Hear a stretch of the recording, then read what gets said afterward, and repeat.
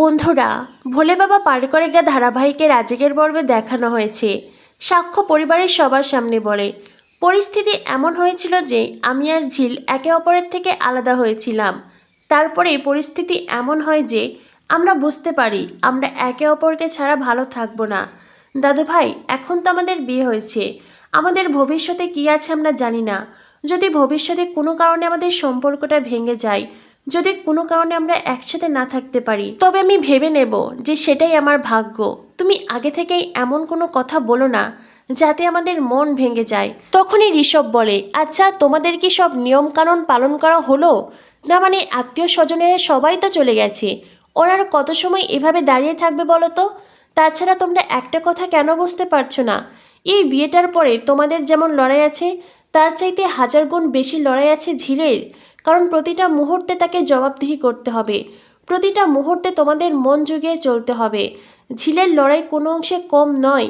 তাই তোমরা প্লিজ আর অশান্তি করো না, অন্তত ওদেরকে মেনে নাও, ওদেরকে ভেতরে আসতে বলো। তখনই ঝিল তার মাকে বলে, মা অনেকটা রাত হলো, এবার তোমরা এসো। মিনু বলে, ঠিক আছে রে মা, আমরা এখন যাচ্ছি, তুই সাবধানে থাকিস। সাক্ষর মা তখন মিনুকে বলে, কেন, আমরা কি তেমন ক্লাসের লোক নাকি যে তোমার মেয়েকে বিষ খাইয়ে মেরে ফেলবো? মিনু বলে, না না বড় বৌদি, তুমি আমায় ভুল বোঝো না, আমি তেমন কোনো কথা বলিনি। আসলে কি বলতো, আমরা তো গরিব মানুষ, অশিক্ষিত, তাই কোন কথাটা কিভাবে বলতে হয় আমরা ঠিক গুছিয়ে বলতে পারি না। তবে একজন মা তার সন্তানকে যদি অন্য কোনো জায়গায় রেখে আসে, বিশেষ করে মেয়ে সন্তানকে, তবে এটাই বলবে সাবধানে থাকিস। আমিও সেভাবেই কথাটা বলেছি। এরপরেই মিনু ঝিলকে বলে, আমি আসছি রে মা, আর সাক্ষ্য বাবা আমি আসছি, তবে একটা কথা বলি তোমায়। না মানে তুমি আমার মেয়ের জন্য যা কিছু করেছো সেটা আমি কখনো ভুলবো না। তুমি আমার মেয়েকে স্ত্রীর সম্মান দিয়েছো, তাও আবার নিজের পরিবারের বিরুদ্ধে গিয়ে। এই জন্য আমরা তোমার প্রতি কৃতজ্ঞ। তবে আমরা গরিব মানুষ তো, আমাদের কথা কেউ সেভাবে শোনে না, তুমি অন্তত আমার কথাটা শোনো।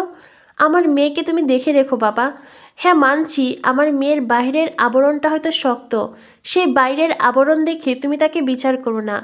আমার মেয়ে বাইরে থেকে শক্ত হলেও ওর মনটা ভীষণ নরম।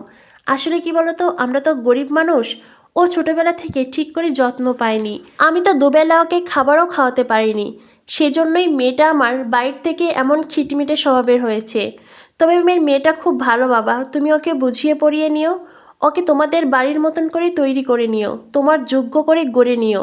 সাক্ষ্য তখন মিনুকে বলে, আমি আপনার মেয়ের সম্পর্কে সবটা জেনেই ওকে বিয়ে করেছি, তাই এই নিয়ে আপনার চিন্তার কোনো কারণ নেই। আপনারা কি খেয়েছেন?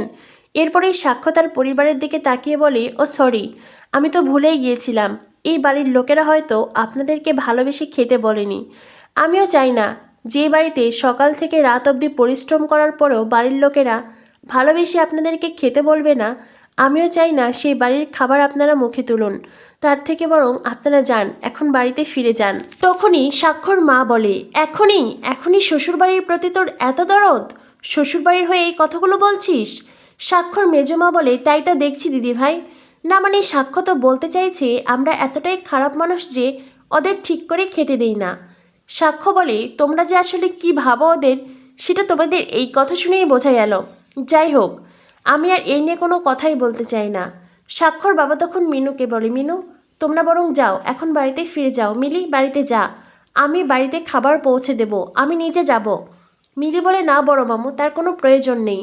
সাক্ষর বাবা বলে, ভুলে যাস না আমি এই পরিবারের একজন, তাছাড়া আমি এটাও জানি আমাদের দেওয়া খাবারেই তোরা বেঁচে থাকিস না, তবুও যদি আমি তোদেরকে খাবারটা দিয়ে আসি নিজেকে ধন্য মনে করব। এরপরেই মিনু মিলি ওখান থেকে চলে যায়। মিলি যাওয়ার আগে ঝিলকে জড়িয়ে ধরে, ঝিলের মাথায় হাত বুলায়। এরপরে সাক্ষর বাবা সাক্ষর মাকে বলে, হয়েছে, ওদেরকে তো অনেক কথা শোনালে, এইবার এই কথা বন্ধ হোক, ওরা কি এখন নিজেদের ঘরে যেতে পারে? সাক্ষর মা বলে, হ্যাঁ নিজেদের ঘরে যাবে যখন যাক, আমি আর কি বলবো, সারা জীবনের মতন আমার সব বলা শেষ হয়েছে, এই ছেলেকে বলার আর কোনো কথা নেই আমার। তবে একটা কথা এই মেয়েকে বলে দিও, এই মেয়ে যেন কখনো আহ্লাদ করে আমাকে মা ডাকতে না আসে, আর যেন কখনো আমার মুখোমুখি না দাঁড়ায়। পরিবারের বাকি যারা সাক্ষ্য ঝিলকে পছন্দ করে তারা খুব খুশি হয়। সাক্ষর মা সাক্ষ্য ঝিলকে বাড়িতে থাকতে দিতে রাজি হয়েছে। তখনই ভ্রমর বলে, আচ্ছা বড় মা, না মানে বিয়ের পরে বরণের সময় যে নিয়ম থাকে দুধে আলতা পা দিয়ে আসে, এই নিয়মগুলো পালন করা হবে না? সাক্ষর মেজমা বলে, তোদের যা কিছু করতে ইচ্ছে করে তোরা কর, কিন্তু আমাদেরকে এই বিষয়ে একদম জড়াবি না, একদম নয়। স্বাক্ষর ছোট মা তখন ভ্রমরকে বলে, ভ্রমর তুমি যাও, দুধে আলতার থালা আর একটা নতুন কাপড় নিয়ে এসো, বরণের ব্যবস্থা আমি করব। আমি নিজে দাঁড়িয়ে থেকে সাক্ষ্য ঝিলের বরণ করব। এটা শুনে পরিবারের বাকি সবাই ওখান থেকে চলে যায়। ছোটকা এসে ছোট মাকে বলে, সুদর্শনা, তোমার কি এই সব কিছু করার খুব দরকার ছিল? সুদর্শনা বলে, না, আমার এইসবের দরকার ছিল না, তবে ঝিলের জীবনে এটা থাকার খুব দরকার। ছোটকা ওখান থেকে চলে যায়। অন্যদিকে স্বাক্ষর বাবা, ছুটি আন্টি একে একে সবাই চলে যায়। দাঁড়িয়ে থাকে ঋষভ, ভ্রমর আর সেই সাথে তিতির। সুবলা, তিতির তারা দুধে আলতার থালা নিয়ে এসেছে। ছোট মা ঝিলকে বরণ করে ঘরে তোলে। এরপরেই ছোট মা সাক্ষ্য ঝিলকে বলে, চলো তোমাদেরকে তোমাদের ঘরে রেখে আসি, নইলে সারা রাত এখানেই থাকতে হবে। এই বলে ছোট মা সাক্ষ্য ঝিলকে নিয়ে তাদের ঘরে যায়। অন্যদিকে তিতির ভ্রমরকে বলে, কিরে ভ্রমর, এখন কি এটা রিহার্সেল হলো? কদিন পরে তোর এসব হবে তাই? তখনই ভ্রমর বলে, কি বলছিস এসব? তিতির বলে, কেন, তুই কি লজ্জা পেলি? ভ্রমর বলে, না, লজ্জা পাবো কেন? যা হবার সেটা হবেই, তাছাড়া আমারও তো লজ্জা নেই। তখনই তিতির বলে, যা হবার সেটা হবে, তুই শিওর? ভ্রমর বলে, মানে? তিতির বলে, না মানে এই দেখ, এই বাড়িতে চৈতিদির বউ হওয়ার কথা ছিল, কিন্তু বউ হয়ে এলো ঝিল। এখন তুই তো ঋষভদাকে পেতে চাইছিস, যদি তোকে আউট করে অন্য কেউ ঋষভদার জীবনে আসে তখন? ঋষভ বলে, তেমন কখনোই হবে না। তিতির বলে, তুমি আমায় চ্যালেঞ্জ করো না ঋষভদা। ঋষভ বলে, চ্যালেঞ্জই করলাম, এসো। এই বলে ভ্রমরকে নিয়ে ঋষভ ওখান থেকে চলে যায়। আর তিতির রাগে কটমট করতে থাকে। এরপর দেখানো হয় সাক্ষ্য ঝিল সিঁড়ি দিয়ে উঠে আসছে।